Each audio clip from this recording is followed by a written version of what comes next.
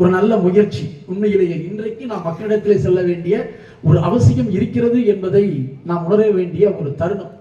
தோழர்களே, தேசம் விடுதலை அடைந்த பொழுது 1756 தான் தமிழகத்தில் போக்குவரத்து துறை என்று உருவாக்கப்பட்டுச்சு. அதற்கடுத்து ஓராண்டுகளுக்கு அப்புறம் 1757 தமிழ்நாடு மின்சார வாரியம் உருவாக்கப்பட்டுச்சு. ஆனால் போக்குவரத்து கழகங்கள்லாம் உருவாக்கப்பட்டது 1972 14/1/73 தான் கழகங்கள் வருது. அந்த வரலாற்றை கொஞ்சம் பார்த்தோம்னு சொன்னால், அன்றைக்கு பேருந்துகளை தனியார் கிட்ட இருந்தது, காங்கிரசுடைய பெருமுதலாளி கிட்ட இருந்த பேருந்துகளை எல்லாம் அரசுடைமை ஆக்க வேண்டும் என்று சட்டமன்றத்திலே குரல் கொடுத்தவர் கம்யூனிஸ்டுகள். ஆனால் அந்த வரலாறு இன்றைக்கும் மறைக்கப்பட்டிருக்கிறது. கம்யூனிஸ்டுடைய குரல்கள் சொல்வதற்கு காரணம் இன்னும் பல தலைவர்கள் இருக்கலாம். கேட்டிக்கு அவர்கள் ஒரு வேடிக்கையாக சொன்னார், பேருந்திலே செல்கின்ற பொழுது நட்டு போல்ட்டு கழுவுது, அது ரிவிட் அடிக்கக்கூடிய இல்லை தனியார் பேருந்துகள்ல. காங்கிரஸ் பெருமுதலாளிகள் அப்படியெல்லாம் பஸ்ஸை ஓட்டி சம்பாதிக்கிறார்கள் என்று சட்டமன்றத்தில் குறிப்பில் எழுதி வைக்கப்பட்டிருக்கிறது என்ற செய்தியை 2 நாளைக்கு முன்னாடி பார்த்தேன். இந்த கருத்தரங்கு சொன்னதால் அப்படியே கொஞ்சம் பின்னாடி போனேன். அன்றைக்கு 350 பஸ்ஸுக்கு மேலே இருந்ததுனால் எடுத்துக்கலாம் என்று சொல்லித்தான் மதுரை ரோடுவேஸ்ல இன்றைக்கு பாண்டியனாக மாறிய அந்த கம்பெனி முதலாக உருவாக்கப்பட்டுச்சு. சென்னையில் 120 கிலோமீட்டருக்கு மேலே செல்லக்கூடிய அரசு போக்குவரத்துங்கள்லாம் அரசுடைமையாக்க வேண்டும் என்று வந்துச்சு. அது முதல்ல உருவாக்கப்பட்ட கழகம். அப்புறம் தான் சென்னையில் இருக்கக்கூடிய நகர பேருந்துகள் பல்லவன் உருவாக்கப்பட்ட கதை. இப்படிதான் எல்லா பக்கம் போச்சு. கோயம்புத்தூர்ல டிவிஎஸ், ஏபிடி, ஜெயவிலாஸ் கம்பெனிகள் இப்படி எல்லாம் உருவாக்கப்பட்ட பொழுதுதான் 19 பஸ்ஸுகளை நீலகிரி மாவட்டத்தில் அரசுடைமை ஆக்கின்ற பொழுதுதான் அந்த முதலாளிகள் அன்றைக்கு சென்னை ஹைகோர்ட்டுக்கு போறாங்க, தடை கேட்கிறாங்க, நீதிமன்றம் தடை கொடுக்குது. ஆனால் அன்றைக்கு இருந்த அரசு, கொஞ்ச நேரத்துக்கு முன்னாடி பேசினாங்க, அப்பா இருந்த அரசு, அந்த அரசு உச்ச நீதிமன்றத்துக்கு போச்சு. நீதிமன்றம் சாதகமாக தீர்ப்பளிச்சது. தேசத்துல, தமிழகத்துல, இந்தியாவை எல்லா மாநிலங்களுக்கும் வழிகாட்டியாக தனியார் பெருமுதலாளிகளிடமிருந்து போக்குவரத்தை கையகப்படுத்தி அரசுடைமையாக்கிய வரலாறு சட்டமன்றத்தில் நம்முடைய எம்எல்ஏக்களுடைய வலுவான போராட்டம் என்பதையும் நாம் மறந்துவிடக்கூடாது. ஆனா அன்றைக்கெல்லாம் உச்ச நீதிமன்றம் போனவர்கள் இன்றைக்கு போக்குவரத்து தொழிலாளி கொடுக்க பஞ்சப்படிக்கு இப்பவும் போறாங்க தடை கேட்டு. ரெண்டுக்குள்ள வித்தியாசத்தை பாருங்க. 50 ஆண்டு கால வரலாறு என்பது இன்னைக்கு திரும்பிடுச்சு. இன்னைக்கு போக்குவரத்து துறையை தனியார் மயப்படுத்துவதற்கு அவர்கள் சொல்லுகின்ற காரணத்தை பாருங்க. நஷ்டம். தமிழ்நாட்டில் இந்த விஜயகாந்த் சொல்ற மாதிரி நம்மளுக்கு பிடிக்காத வாச தொழிலாளிக்கு நஷ்டம். எந்த நஷ்டமும் தொழிலாளினால ஏச்சான்? தொழிலாளி பேருந்தை ஓட்டி நஷ்டப்படுத்தினானா? அரசுடைய ஊழல், அதிகாரிகளினுடைய ஊழல். சாதாரண நட்டு போட்டிலிருந்து டீசல் வாங்குதல் வரைக்கும், பாடி கட்டுறதில் இருந்து வரைக்கும் ஏற்பட்ட ஊழல். அந்த ஊழல் தான் இன்றைக்கு எங்கேயோ கொண்டு போய் நிறுத்தி இருக்கு. பொதுத்துறையில போக்குவரத்து, மின்சாரம், கல்வியும், மருத்துவம், சுகாதாரம் இதெல்லாம் லாப நோக்கத்தோடு பார்த்துன்னு சொன்னா அதுக்கு பேர் அரசே கிடையாது. ஆனால் இன்றைக்கு இருக்கின்ற அரசுகள் எல்லாம் இந்த திட்டங்கள் எல்லாம் உருவாக்குவதற்கு முன்பு 5 ஆண்டு திட்டங்கள் இருந்த காலத்துல தான் பேருந்துகள் நிறைய உருவாச்சு. பேருந்துகளை புதிய வழித்தடங்களுக்கு உருவாக்குறாங்க. தோழர்கள் சொன்ன மாதிரி கிராமத்தில் இணைக்கின்ற விஷயத்தை, நகரத்தையும் கிராமத்தையும் இணைக்கின்ற ஒரு பாலமாக இருந்தது அரசு போக்குவரத்து கழகம் தான். ஆனா என்ன நிலைமை? தனியார் மயப்படுத்துகின்றவருடைய நோக்கம் எப்படி ஆரம்பிச்சது? ஒரு காலத்துல சென்னைக்கு, கோயம்புத்தூர்ல இருந்து சென்னைக்கு போகணும்னா 2 டிரைவர் இருப்பார், ஒரு கண்டக்டர் இருப்பார். கொஞ்ச நாள் கழிச்சு கண்டக்டர் காலி பண்ணாங்க, இன்னொரு டிரைவருக்கே டிக்கெட் கொடுத்து பழக்கினாங்க. நாம மட்டும் போராடணும், மற்றவங்க எல்லாம் வேடிக்கை பார்த்தாங்க. விளைவு என்னாச்சு? கண்டக்டர் காணும். அடுத்து என்ன பண்ணாங்க? கோயம்புத்தூர் டு ஈரோடு நடத்துனர் இல்லா பேருந்து. கேட்கறதுக்கே ரொம்ப நல்லா இருக்கு. உள்ள இருந்து வெளியே வர்ற வரைக்கும் டிக்கெட் கொடுப்பாரு, இறங்கி போவார். நம்மளால கரெக்டா சொல்றாங்க, யாருக்கா சில்லறை வேணா கேட்டுங்க, நான் இறங்குறேன்னாரு. அப்பதான் தெரிஞ்சது இவர் வரவே மாட்டார் நம்ம கூட. கண்டக்டர் காலி பண்ணோம். ஒரே டிரைவர், அவர் என்ன ஆனாலும் பரவாயில்ல, அவரு தான், அவருக்கு நெஞ்சு வலி வந்தாலும் பரவாயில்ல, என்ன ஆனாலும் பரவாயில்ல, அவரு தான் ஓட்டி கொண்டு ஈரோட்டில் இறக்கணும். வேற வழியே இல்லை. 2 மணி நேரத்தில் அவர் கொண்டு வந்துடுவார். நான் ஸ்டாப், புதுசா கண்டுபிடிச்சோம். வேலைக்கு போறவங்க ரொம்ப விரும்பினாங்க. 10 ரூபா கட்டணத்தை ஏற்றினாலும் பரவாயில்ல, ஏறி உட்கார்ந்தா இறக்கிடுவான். நாம மட்டும் போராடுவோம், மற்றவர்கள் பார்வையாளராக இருந்தாங்க. விளைவு அமலாச்சு. ஆட்களை காலி பண்ற நோக்கம் அப்படித்தாச்சு. எந்த துறையும் நஷ்டம் என்பது தொழிலாளர்களால் வராது. அரசு அதை லாப நோக்கத்தோடு பார்த்து இப்ப கொடுத்துச்சுல்ல, மகளிருக்கு இலவச கட்டணம், வரவேற்க வேண்டிய விஷயம். சமூகத்துல பெண்கள் முன்னேறி இருக்காங்க. நம்ம பாயிண்ட் என்னன்னா, நீ இதையெல்லாம் கொடுத்துட்டு இதுல ஏற்படுகின்ற நஷ்டம், நயினார் குறிப்பிட்ட மாதிரி மானியத்தை போக்குவரத்து துறைக்கு கொடுக்காம நஷ்டம் நஷ்டம் சொல்றது எப்படி நஷ்டமா இருக்கும்? நாங்கள் சார்ந்திருக்கின்ற மின்சாரத்துறை அதான் நிலைமை.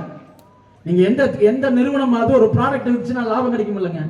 இன்னைக்கு நாங்க ஒரு வீட்டுக்கு புது சர்வீஸ் கொடுத்தோம்னு சொன்னால் அவன் ஒரு யூனிட்டை பயன்படுத்தினா மின்சார வாரியத்துக்கு 6 ரூபா நஷ்டங்க. யோசிச்சு பாருங்க. ஏன்? உற்பத்திக்கும் விநியோகத்துக்குள்ள வேறுபாடு. தமிழகத்தினுடைய இன்றைக்கு தேவை 20,600 மெகாவாட். எல்லாரும் வீட்டு சுவிட்ச் போட்டா லைட் எரியுது, அவ்வளவுதான் நம்மளுக்கு தெரியும். பஸ்ஸை ஓட்டுற டிரைவர் சொல்லுவாங்க, கீரை மாத்தினா வண்டி போகும். அந்த கீர் மாத்திரக்குள்ள அவர் படுற கஷ்டம், எப்படா கீர் கையோட ஒரு ராடு அப்படிங்கிற கவலையில தான் அவர் வண்டி ஓட்டிட்டு இருக்காருன்னு எத்தனை பேருக்கு தெரியும்? நம்ம கோரிக்கை அதுதானே. நம்ம கோரிக்கை நல்ல வசதியோட பேருந்த கொடு, நல்லா ஓட்ட கொடு. பிரேக் அடிச்சா காலில் பிரேக்ல வச்சா வண்டி நிக்கணும். இது கண்டக்டர் விசில் அடிச்சு ஒரு காமெடி போட்டான், விசில் அடிச்சுட்டே இருக்கிற வண்டி நிறுத்த மாட்டேங்கிற. எனக்கு ஆசையா பிரேக்ல காலை வச்சு அமுத்தி பார்க்கிற வண்டி நிற்க மாட்டேங்குது. நம்ம நிலைமை தான். ஓடாத பேருந்துகளை எப்படியாவது ஓட்டியாக வேண்டிய நிலைக்கு தள்ளப்படுறோம்னு சொன்னால் எங்கிருந்து ஊழல் வருது? தொடர்ந்து தமிழகத்தினுடைய தேவையில 20,600 மெகாவாட்ல மின்சார வாரியம் உற்பத்தி செய்யறது வெறும் 9,000 தான். 7,000 மெகாவாட் மத்திய அரசுடைய தொகுப்புல வாங்கிட்டு இருக்கிறோம், 16,000 மெகாவாட். பாக்கி இருக்கிற 6,000 மெகாவாட் ஷார்டேஜ் பூரா யார்கிட்ட வாங்குறோம்? தனியார் பெருமுதலாளிகிட்ட இன்னைக்கு மின்சாரத்தை வாங்க வேண்டிய நிலைக்கு தமிழக அரசு தள்ளப்பட்டிருக்கு. அதனுடைய விளைவுதான் மின்சார வாரியங்கள் நஷ்டத்தில். போக்குவரத்து பொதுத்துறையிலிருந்து விலகி போவதற்கு காரணம் நஷ்டத்தில் இயங்கு. அவங்க பார்வை தான். தனியார் மயப்படுத்திட்டால் என்ன பிரச்சனை?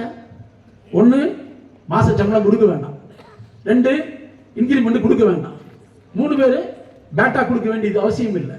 இதுக்கு மேல ஓய்வு வருகின்ற பொழுது கிராஜுவேட்டி கொடுக்க வேண்டிய அவசியம் இல்லை.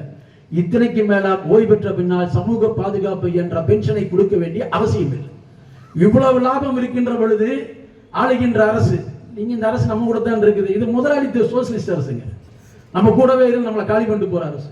நமக்கு வேற வழி இல்லை. ஜனநாயகத்தை பாதுகாக்க வேண்டும் என்ற முறையில் இவருக்கு சப்போர்ட் பண்றோம். ஒரு பக்கம் மதத்தை பேசி எதிர்க்கின்ற ஒரு கூட்டம் இருக்குது. அந்த கூட்டத்தை வராம தடுக்கிறதுக்காக தான் இவங்க கூட நிற்க வேண்டி இருக்குது.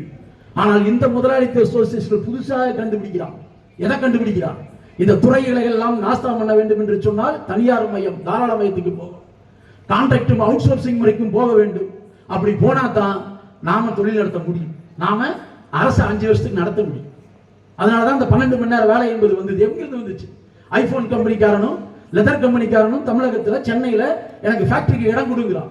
இடம் கொடுத்தாச்சு, கரண்ட் கொடுத்தாச்சு, தண்ணி கொடுத்தாச்சு, இதெல்லாம் பத்தாது. வேலை நேரத்தை மாத்துங்கிறான். சட்டமன்றம் முடிகிற நேரத்துல ஆம் என்பவர் ஏற்பர், இல்லை என்பவர் எதிர்க்கன்னு சொல்ல டக்குன்னு ஒரே குரலை அப்பாவை நிறைவேற்றிட்டு போயிட்டார். அதெல்லாம் பிரச்சனையாச்சு. சிஐடியினுடைய போராட்டத்தில் தான் பின்வாங்கப்பட்டுச்சு. ஆனால் இன்றைக்கும் அதை அமுலாக்குவதற்கு அவர்கள் துடித்துக் கொண்டிருக்கின்றார். முதலாளிகளை வாழ வைப்பதற்காகத்தான் அரசு இருக்குது, தொழிலாளிகளுடைய வாழ வைப்பதற்காக அரசுகள் கிடையாது. அப்படி அரசு வர வேண்டும் என்று சொன்னால் பொதுவுடைமை அரசு என்றைக்கு ஆட்சி அதிகாரத்தில் மக்கள் ஜனநாயக புரட்சியில் ஆளுகின்றதோ அன்றைக்கு தான் நம்முடைய நடவடிக்கைகள். தொழிலை எல்லா துறையும் அவர்கள் இன்றைக்கு விட்டு வைக்கவில்லை.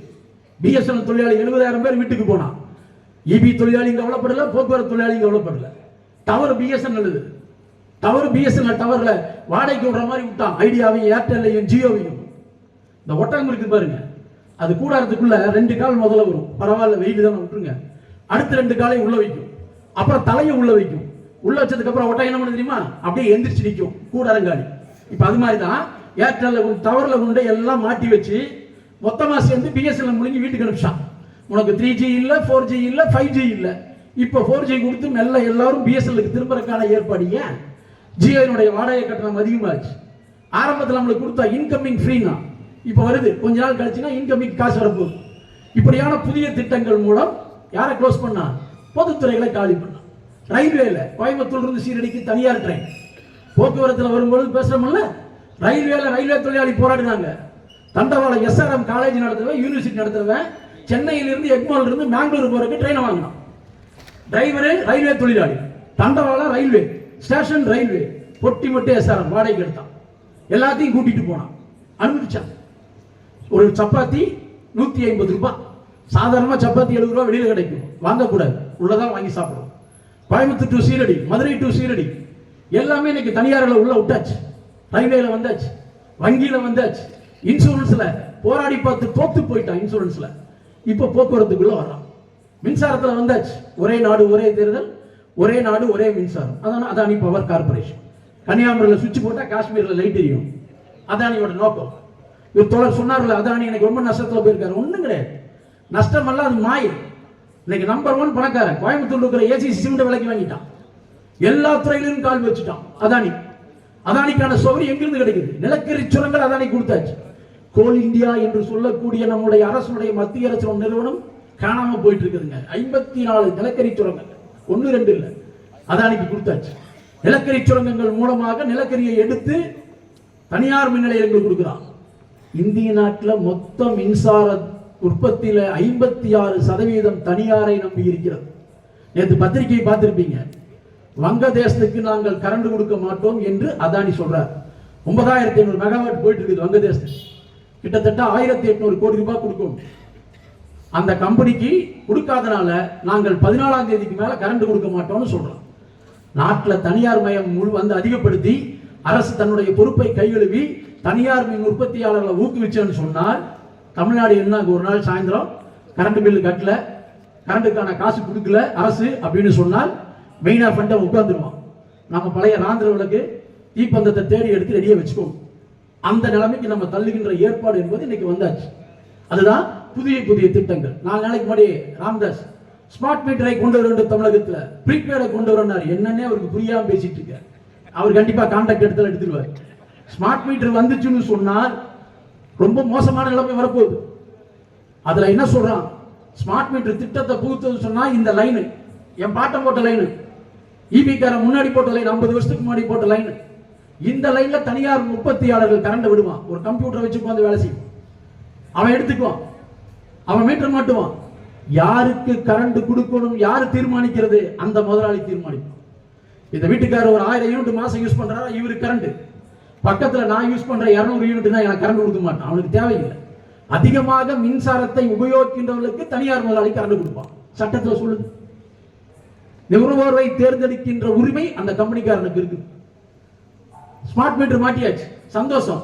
ஈபி ஆளை வீட்டுக்கு வர வேண்டியதில்லை, ரீடிங் எடுக்க வேண்டியதில்லை, கதவு தட்ட வேண்டியதில்லை, நாயை கட்ட சொல்ல வேண்டியதில்லை, காலிங் பெல் அடிக்க வேண்டியதில்லை, கார்டில் என்ட்ரி போட வேண்டியதில்லை. எல்லாம் டெக்னாலஜி. ரீடிங் உட்காந்து கம்ப்யூட்டரே அலுவலகத்தில் பார்த்துக்கலாம். பணம் கட்டவில்லை என்று சொன்னால் எப்படி உங்க செல்லுல பணம் கட்ட அவுட் கோயிங் கட் பண்றோம், அந்த மாதிரி இப்ப அந்த இடத்துல கட் பண்ணலாம். நல்ல டெக்னாலஜி. ஆனால் தமிழகம் முழுவதும் 7000க்கு மேற்பட்ட கணக்கீட்டு பணியாளர்கள் கோயிந்தா. எப்படி கண்டக்டர் தொலைச்சிங்களோ அது மாதிரி நாங்க தொலைக்க போறோம். எப்படி அரசு அலுவலகங்கள்ல இன்னைக்கு அவுட் சோர்சிங் வந்திருக்கு. தலைமைச் செயலகத்தில் இருக்குதுங்க, வேற எங்கேயும் இல்லை. தலைமைச் செயலகத்தில் 15,000 ரூபாய்க்கு டைபிஸ்ட் வேலை செய்யறாங்க. இதை விட கொடுமை என்னன்னு கேட்டீங்கன்னா 5 பேர் சேர்ந்து ஒரு ஆளை வச்சிருக்காங்க தலைமைச் செயலகத்தில். யாரு சம்பளம் கொடுக்குறாரு? அவரு தான் கொடுப்பாரு. அவர் எப்படி கொடுக்குறாரு? அங்க வர்ற கான்ட்ராக்டை வாங்கி அவருக்கு ஆளை வச்சிருக்காரு. அரசாங்கம் ஒண்ணுதான் தனியார் கிட்ட போல, பாக்கி எல்லாத்தையும் தனியார்ட்ட விட்டாச்சு. அந்த நிலைமைக்கு எனக்கு வந்தாச்சு. சரி, இந்த மீட்டரை மாட்டிட்டேயா, பரவாயில்ல, இதுக்கு கட்டணம் கட்டினா போதுமா? இல்லை, நேரத்துக்கு தகுந்த மாதிரி கட்டணத்தை வசூலிக்கின்ற நடைமுறையை நாங்கள் கொண்டு வருவோம். அது என்னையா நேரத்துக்கு தகுந்த மாதிரி கட்டணம்? நீ காலையில் 6 மணியிலிருந்து 10 மணி வரைக்கும், மாலை 6 மணியிலிருந்து 10 மணி வரைக்கும் கரண்ட் உபயோகிச்சேன்னு சொன்னால் 1 யூனிட் 5 ரூபாய்னா 25% கூடுதலாக கட்ட வேண்டும். யாராவது 6லிருந்து 10 வரைக்கும் நீ கரண்ட் உபயோகிப்போம்? பண்ண மாட்டோம். சரி, அப்ப எப்ப கரண்ட் நார்மல் கரண்ட் இல்ல, அதுக்கு இடையில இன்னொன்று இருக்கு, 15% இருக்கு. அது எப்போ? காலை 5 மணியிலிருந்து 6 மணி 1 ஹவர், காலை 10 மணியிலிருந்து மாலை 6 மணி வரைக்கும் 15% கூடுதலாக கட்ட வேண்டும். அப்ப எப்பயும் 5 ரூபாய் காசு நான் யூசிப்பேன், கவலையே படாத. இரவு 10 மணியிலிருந்து காலை 5 மணி வரைக்கும் நீ 5 ரூபாய் யூஸ் பண்ணி. இப்போ நம்ம வீட்டுக்காரமா இன்னைக்கு காலையில நீங்க சட்னி கேட்ட தேங்காய் சட்னி கொடுப்பாங்க, நேற்று சட்னி அரைச்சதான் கிடைக்கும். ராத்திரி 10 மணிக்கு மிக்சியோடும் 10 மணிக்கு கிரைண்டரோடும் நம்மளை தூங்க விடாம 10 மணிக்கு மோட்டரை ஏற்றிட்டே தொட்டில போய் பார்த்துட்டு வாயான்னு சொல்ல போறாங்க. வேலைகள் பூரா மாறும். விவசாயி மோட்டர் போட முடியாது. தோழர் சொன்ன மாதிரி விவசாயத்துக்கு இலவச மின்சாரம் கிடைச்சதுதான் பசுமை புரட்சியில இன்னைக்கு நம்ம உண்மையிலேயே ஒரு மிகப்பெரிய மாற்றத்தை தமிழகத்தில் கொண்டு வர முடிஞ்சது. இலவச மின்சாரத்தினால கைத்தறிக்கும் நெசவுக்கான மானியம் கேள்விக்குரியாது. இவைகள் எல்லாம் மோசமாக போகுது. மின்சாரத்துறை வருமானம் 80,000 கோடிங்க. மின்சார வாரியத்தில் வருமானம் 80,000 கோடி. மின்சாரத்தை விற்ற வகையில் கிடைச்ச காசு 77,000 கோடிங்க. மின்சாரத்தை வித்த வகையில். ஆனா எங்க நஷ்டம் வந்து தெரியுமா? மின்சாரத்தை உற்பத்தி செய்ததுல 10,666 கோடி. மின்சாரத்துக்கான காசு கொடுத்ததுல 12,000 கோடி. ஒன்றிய அரசோட 22,000 கோடி தான். ஆனால் அதே வேளையில் தனியார்ட்ட மின்சாரத்தை வாங்கினது 52,000 கோடி. 7,000 மெகாவாட்டுக்கு. யோசிச்சு பாரு. ஒரு யூஸ் மின்சாரத்தை எனக்கு இன்னைக்கு கொடுத்துட்டோம்னு சொன்னால் 6 ரூபாய் நஷ்டம். கொடுக்காம இருக்க முடியுமா? இன்னைக்கும் விவசாயிகளுக்கான பம்பு செட்டுகளை 1 வருடமா கொடுக்க முடியாம இருக்கு. ஏன்? கொடுத்தா இலவசமாக கொடுக்கணும். இங்க உற்பத்தி இல்லை. உற்பத்தி இதை விட என்ன வேடிக்கை தெரியுமா? போக்குவரத்தில் இருக்கிற மாதிரி 62,000 காலி பணிகளும் இங்கே இருக்கு. 62,000 காலி பணிகளை சுமந்துதான் தொழிலாளி வேலை செய்யறான். இவனுக்கான சம்பளம் என்ற முறையில 10,262 கோடி தான் செலவாகுது. ஓய்வூதியம் உள்பட. இன்னும் சொல்ல போனா கான்ட்ராக்ட் கொடுக்கிற சம்பளம் உள்பட அவ்வளவுதான் செலவு. ஆனால் வாங்கின கடனுக்கு வட்டி மட்டும் 13,000 கோடி கட்டுறாங்க. யோசிச்சு பாருங்க. ஒரு புதிய திட்டத்தை துவங்கினேன் என்று சொன்னால் அந்த திட்டத்தை நம்ம ஒரு வீடு கட்டுறோம், ஒரு 5 வருஷத்துக்குள்ள முடிப்பானா போடுவான். இந்த வருஷத்துக்குள்ள முடித்து அடுத்த வருஷம் புண்ணியார்ஜன் கட்டுவோம். 10 லட்சத்துக்கு எஸ்டிமேட் போடுவோம். மீறி போனா 1 லட்சம் 11 லட்சம். ஆனா தமிழ்நாட்டில் மட்டும்தாங்க ஒரு ப்ராஜெக்ட் ஆரம்பிச்சானா 3000 கோடிப்பா, கட்டி முடியும் போது 9000 கோடி. இப்ப 13000 கோடி சட்டமன்றத்தில் அமைச்சர் தென்னரசு சொல்லியிருக்கார். 13000 கோடிக்கு அந்த ப்ராஜெக்ட் வந்துச்சுன்னா அங்கே உற்பத்தி ஆகக்கூடிய மின்சாரம் 1 யூனிட் 9 ரூபாய். மின்சார வாரி உற்பத்தி பண்ணும் மூடி. அதானிக்கு பங்குரு, நிலக்கரிக்கு இடம் கொடுத்தாச்சு, ரயில்வே தண்டவாளம் கொடுத்தாச்சு, திருவள்ளூர் மாவட்டத்தில் காட்டுப்பள்ளி துறைமுகத்தை கொடுத்தாச்சு. அப்படியே வடசென்னை கொடுத்தா அவர் பார்த்துக்குவார். அவர்கிட்ட 1 யூனிட் 6 ரூபாய் வாங்கிக்கலாம், ஒன்றும் பிரச்சனையே இல்லை. தனியார் மையத்தினுடைய மோகம், லாபத்தை சம்பாதிக்க வேண்டும் என்ற முறையில் ஆளுகின்ற அரசுகளுடைய எஜமானர்கள் இன்றைக்கு அதில் அடிக்கக்கூடிய கொள்ளை லாபத்தை தான் நம்மளை பலிகடாக்குறாங்க. இப்ப நமக்கு முன்னாடி மிகப்பெரிய சவால் இருக்கு. போக்குவரத்து துறை மட்டும் இல்லை, ஒரு காலத்துல நான் கடலூர் மாநாட்டிலே கேட்டிருக்கிறேன், மின்சாரத்துறை போல எங்களுக்கு எல்லாம் வழங்க வேண்டும் சொன்னாங்க. இப்ப சொல்லி நாங்க பின்னாடி போயிட்டோம். தோழர் சொன்ன மாதிரி எங்களுக்கு தனியார் மையத்தில் போட்டி நிக்குது, சீக்கிரம் வந்துடும். ஏதோ கொஞ்சம் காசை கொடுத்துருந்தா ரிட்டையர்டான அன்னைக்கு, இப்ப அதுவும் போச்சு. உங்களை மாதிரியே 2 மாசம் 3 மாசம் ஆயிடுச்சு. இப்போ காசு வர்றதுக்கு கேட்டா காசு இருக்குதுன்னு சொல்ற, ஆனா கொடுக்க மாட்டேங்கிறான். எப்படி போக்குவரத்துல காசு இருக்குது கொடுக்கறதுக்கு மனசு இல்லையோ, அதே எண்ணம் இங்கேயும் வந்தாச்சு. நாம் இன்னும் வலுவாக போராட வேண்டிய நடவடிக்கையில் ஈடுபட வேண்டும். நம்முடைய பொருளாதார கோரிக்கை மட்டும் அல்ல தோழர்களே, இன்னைக்கு அதுக்கு மட்டும் நாம் போராடி பிரயோஜனம் இல்லை. சேவைத்துறைகளாக இருக்கக்கூடிய பொதுத்துறைகளை பாதுகாப்பதுதான் நம்முடைய லட்சியம் என்ற முறையில் நாம் மக்களிடத்திலே செல்ல வேண்டும். மக்களிடத்தில் இந்த காரியங்களை சொல்ல வேண்டும். இந்த காரணங்களால் இந்த அரசு செய்கின்ற விஷயங்களை அம்பலப்படுத்த வேண்டும். தொழிலாளிக்கு தொழிலாளி பேச வேண்டும். இந்த பேச்சுக்கள் மூலம் அவர்களை திரட்ட வேண்டும். சிஇடி சொல்லிக் கொடுத்ததுதான் தொழிலாளிக்கு தொழிலாளி சந்தி, தொழிலாளிக்கு தொழிலாளி பேசு. நம்முடைய வேலை நேரங்கள் போக கிடைக்கின்ற நேரத்தில் கிடைத்த மக்களிடத்தில் நம்முடைய இந்த நடவடிக்கைகளை ஆளுகின்ற அரசுடைய அயோக்கியத்தனமான நடவடிக்கைகளை அம்பலப்படுத்துகின்ற பணியை இன்றைக்கு தொழிலாளி வர்க்கம் செய்ய வேண்டும். அது மிகப்பெரிய சவாலான பணி. நம்முடைய வாழ்வுல இன்னைக்கு மிகப்பெரிய வலதுசாரி திருப்பம் ஏற்பட்டதனுடைய விளைவுதான் நாம மட்டும் போராடிட்டு இருக்கிறோம். மற்றவர்கள் பார்வையாளராக நம்மை கடந்து போயிருக்கின்றனர். செங்கோடி இயக்கம் வைக்கின்ற கோரிக்கைகள் எல்லாம் கடந்து செல்கின்ற அவர்களெல்லாம் ஒரு நாள் நிச்சயமாக நம்மை நோக்கி வருவார்கள். நம்மை நோக்கி திருப்புகின்ற பணியை நாம் செய்ய வேண்டும். அதற்கு இது போன்ற கருத்தரங்கள் உதவ வேண்டும் என்று சொல்லி சுதந்திர போராட்ட காலத்தில் முகமது இக்பால், நம்முடைய மாநாட்டில் கூட சொன்னேன், முகமது இக்பால் எழுதின ஒரு உருது கவிதை. ஒரு கவிஞன் கேட்கிறான், ஒரு மலரை பார்த்து, ரோஜா மலரை பார்த்து, மலரே மலரே உன் மௌனத்தை கலைத்து விடு என்று. மலர் பேசவில்லை. கவிஞன் மன்றாடுகிறான், மலரே மலரே பேசிவிடு என்று. மலரும் பேசவில்லை. அழகுநங்கையின் நாடி கூந்தலில் அள்ளிச்செருக ஆசையா என்று கேட்டான். அப்பொழுதும் மலர் பேசவில்லை. உன்னை படைத்த கடவுளுக்கு முதல் பூவாக பூஜிக்க ஆசைப்படுகிறாயா என்று கேட்டான். அப்பொழுதும் அந்த மலர் பேசவில்லை. கவிஞன் மன்றாடுகிறான், மலர் பேச. இந்த தேசத்தை காப்பதே, இந்த தேசத்தினுடைய இறையாண்மை காப்பதே, இந்த தேசத்துடைய பொதுத்துறைகளை காப்பதில் எந்த ஒரு போராளி தன்னை மாய்த்துக் கொள்கின்றானோ அப்படிப்பட்ட போராளிக்கு முதல் மாலையாக சாய்த்துவதில் நான் பெருமை அடைகிறேன் என்று. அப்படிப்பட்ட போராளிகளாக சுயேட்டைய போக்குவரத்து தொழிலாளியும் மின்சார தொழிலாளியும் சகல பகுதி தொழிலாளியும் மாறுவோம், வல்லமை பெறுவோம், பொதுத்துறைகளை பாதுகாப்போம், தேசத்தை பாதுகாப்போம் என்று சூழலிப்போம் என்று சொல்லி வாய்ப்பு தந்த நல்ல உள்ளங்களுக்கும் செவிமடித்த அன்பு நெஞ்சங்களுக்கும் நன்றி கூறி நிறைவு செய்யும்.